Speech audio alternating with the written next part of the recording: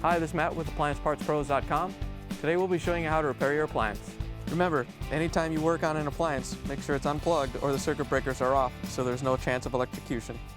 In this video we're going to show you how to change out the KitchenAid mixer power cord. It's going to be a very easy repair and should only take a few minutes to show you how to do it. If you already have one of these, great. If not, you can click on the link below or get it at AppliancePartsPros.com. When you open up the package, you're going to get the new power cord. The power cord is what supplies power to the mixer. The main reason to be changing it out is if it's damaged and the mixer's not coming on. Before you work on the mixer, you want to make sure all the attachments are off. In order to remove the beater, all you have to do is lift up on it and then turn it clockwise as you're looking down on it. Then you can let it go and lift it out. Then we can remove the bowl, which all you have to do is lift up on it and pull it out. In order to get to the part, we have to take off the cover at the back of the mixer. We're going to use our Phillips screwdriver to take the screw out.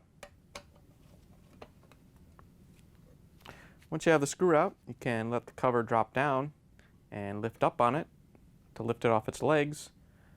Once you have it off, you can set it aside. The power cord is held in place on the mixer by the strain relief.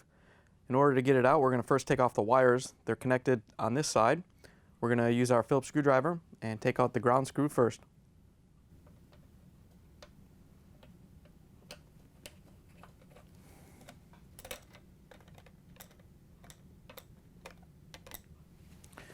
Once you have the ground screw out, we can take off the black and the white wire that are attached to the speed control plate. We're just going to carefully pry them off. The terminals on the speed control plate are labeled with the wire colors so you don't mix them up. Once you have both of them off, we can pull the wires out, and then we can go down to the strain relief and just lift it out of the frame. Once you have it released, we can pull it off the mixer. Here's the old power cord next to the new one. If you already have one of these, great. If not, you can get it at AppliancePartsPros.com. In order to put the new power cord in, we're going to push it into the strain relief with the round side down so it matches up. Once you have the power cord into the strain relief, you can pull the wires over to the side so we can hook them up. First one we're going to do is the ground wire. We're just going to put the screw through it and use the Phillips screwdriver to put the screw in and tighten it down. Then we can hook up these two wires. The black is on the bottom and the white was on the top. If you have to, you can use a small screwdriver to help press these back on.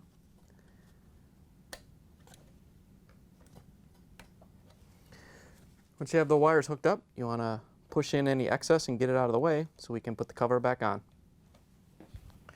To put the cover on, you want to make sure that this little seal goes into the groove right here as you lift it up, and you want to make sure there's no wires being pinched, and then you can make sure the feet are in the frame and lift it up and hold it in place while we use the Phillips screwdriver to put the screw in.